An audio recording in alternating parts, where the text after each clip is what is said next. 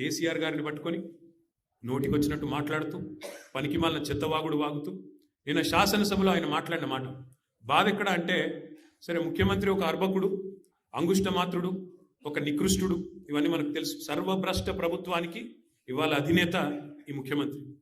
సర్వభ్రష్ట ప్రభుత్వం ఇది, ఈ రంగం ఆ రంగం అని కాదు, అన్ని రంగాల్లో అట్రఫ్లా ప్రభుత్వం, సర్వత్రా విఫలమైన ప్రభుత్వం ఈ ప్రభుత్వం.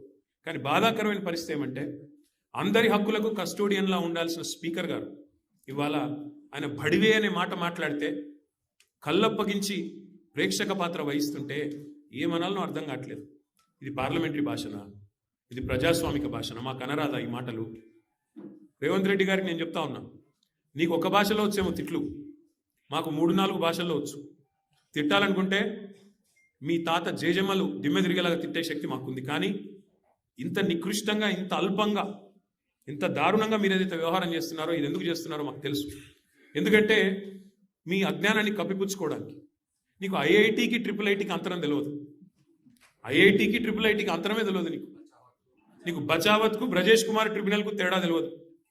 నీకు అసలు కృష్ణా బేసిన్ ఏందో గోదావరి బేసిన్ ఏందో తెలియదు. నీకు అసలు తెలంగాణకి ఏం కావాలో తెలియదు.